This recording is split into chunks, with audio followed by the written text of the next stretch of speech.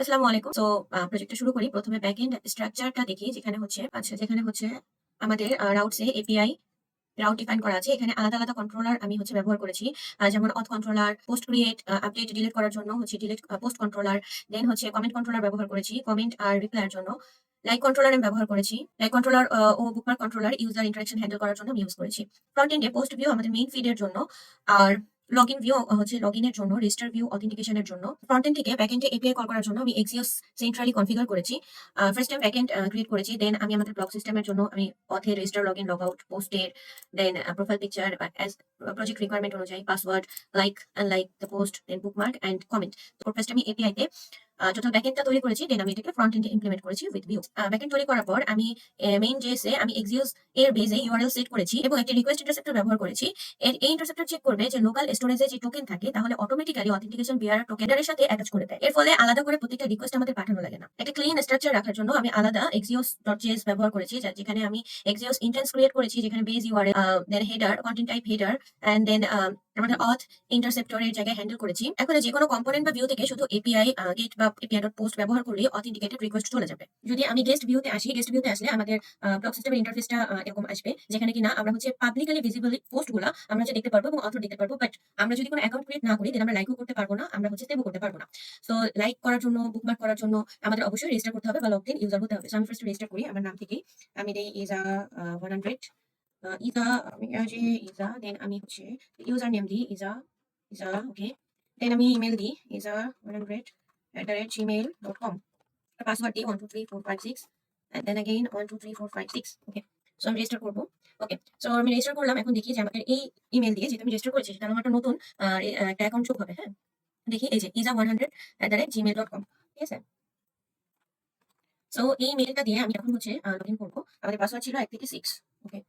তো আমি log in করবো, ওকে। আফটার লগ ইন এখন আমরা আমাদের প্রজেক্টের রিকোয়ারমেন্ট অনুযায়ী আমি এখন লাইক করতে পারবো। হ্যাঁ, দেন আমি একটা কমেন্ট করলাম, নাইস পোস্ট, ওকে। দেন আমাদের নেস্টেড রিপ্লাই ছিল। হ্যাঁ, আমাদের প্রজেক্টের রিকোয়ারমেন্ট অনুযায়ী থ্যাঙ্কস দিয়ে দিই, নিজেকে থ্যাঙ্কস দিচ্ছি, ওকে। প্রজেক্টের রিকোয়ারমেন্ট অনুযায়ী আমাদের নেস্টেড রিপ্লাই ছিল, so I can also reply here, so I can also add reply here, ঠিক আছে। I think reply, okay. তো I can also reply here, okay. Then আমি লাইক করতে পারবো, কমেন্ট, আমি লাইক করতে পারবো, আমি কমেন্ট করতে পারবো, আমি বুকমার্ক হিসেবে এটাকে সেভ করে রাখতে পারবো। এন্ড দেন আমি পোস্ট ক্রিয়েট করতে পারবো, ঠিক আছে। Creating a new post, okay, new post. এখন আমি এই পোস্টটাকে আমি পাবলিক করবো না, প্রাইভেট করে রাখছি। আমি দেখতে চাচ্ছি যে আমি যদি লগ আউট হয়ে যাই, দেন আমার প্রাইভেট পোস্টটা কি আর কি পাবলিকলি শো হবে কিনা। আচ্ছা, ঠিক আছে। এই পোস্টটা আমি করেছি এবং এটা প্রাইভেট পোস্ট, ওকে। দেন আমি একটা কাজ করি, আমি লগ আউট করি, ওকে। তাহলে আমি এখন দেখবো যে আমাদের প্রাইভেট পোস্টটা পাবলিকলি শো হয় কিনা। না, গেস্ট ইউজার প্রাইভেট পোস্ট দেখতে পারবে না, হ্যাঁ, লজিক্যালি, ওকে। তাহলে আমার আবার লগইন করা লাগবে। আমার জিমেইল ছিল iza100123456, ওকে, ওকে। তাহলে আমি যখন আবার আমার ইউজার হিসেবে ফিরে আসলাম, দেন আমি প্রাইভেট পোস্টটা দেখতে পাচ্ছি। বাট গেস্ট কখনোই প্রাইভেট পোস্ট দেখতে পারবে না, সে পাবলিকলি ভিজিবল পোস্টগুলো দেখতে পারবে, ওকে। তাহলে রেজিস্ট্রেশন সাকসেসফুল হলো। এখন আমরা দেখি যে ফরগেট পাসওয়ার্ড কাজ করে কিনা, ঠিক আছে। সাপোজ আমার পাসওয়ার্ড, যেটা আমাদের প্রজেক্টের রিকোয়ারমেন্ট ছিল, পাসওয়ার্ড রিকোয়েস্ট টোকেন যাবে, ওকে। দেখি, okay. Reset link send to your email, okay. আমার মেইল ট্র্যাপে চলে আসছে, আই গেস। দেখি, ওকে, চলে আসছে মেইল ট্র্যাপে। তো আমি রিসেট পাসওয়ার্ড দিই। আচ্ছা, রিসেট পাসওয়ার্ড দিলাম। এখন আমার 1 থেকে 6 পর্যন্ত ছিল, আমি 1 থেকে 8 দিই। 1 2 3 4 5 6 7 8, ঠিক আছে। 1 2 3 4 5 6 7 8। হ্যাঁ, তো আমাদের টোকেনটা কিন্তু লোকাল হোস্টেও চলে আসছে। যে লোকাল, যদি আমি দেখি এই যে আমাদের পাসওয়ার্ড রিসেট, এই রিসেট টোকেন, হ্যাঁ, এই যে ইজা 100 এর জন্য আমাদের এই টোকেনটা চলে আসছে। টোকেনটা এখানেও আসছে, কই, এই যে ভিউ, সরি, ও এই যে। হ্যাঁ, তো আমি এখান থেকে, আচ্ছা।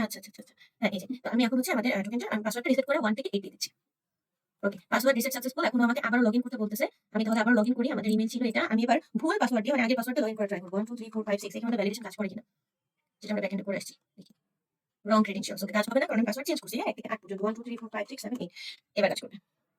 সো এখানে বেসিক্যালি আমরা যখন লগইন করতেছি, তখন আমাদের টোকেনটা লোকাল স্টোরেজে সেভ হচ্ছে এবং নেটবারে লগইনের জায়গায় আমাদের লগ আউট দেখাচ্ছে, ঠিক আছে। আমাদের যেটা প্রজেক্টের রিকোয়ারমেন্ট ছিল যে আমাদের লেটেস্ট পোস্টগুলো উপরে দেখাবে। তো এটা আমি কারেন্টলি ক্রিয়েট করেছি, সো আমার লেটেস্ট পোস্টটা উপরে দেখাচ্ছে। এটা আমি তারপরে ক্রিয়েট করেছিলাম, একদম লেটেস্ট পোস্টগুলো উপরে দেখাচ্ছে, ওকে। আর আমাদের যে কমেন্টগুলো, সাপোজ আমি যে কমেন্ট গুলো আমাদের কমেন্ট টেবিলে সেভ হচ্ছে। নেস্টেড রিপ্লাই এর জন্য প্যারেন্টালিয়াম ব্যবহার করেছি, ওকে।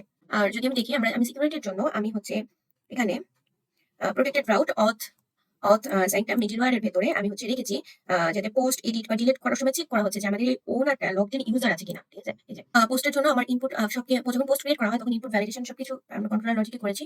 আর আমাদের পোস্টগুলো যে লেটেস্ট পোস্ট আর কি ফার্স্টে দেখাবে, ফার্স্ট অর্ডারে দেখাবে, সেটাও আমি ব্যাকএন্ডে লজিক্যালি ইমপ্লিমেন্ট করেছি।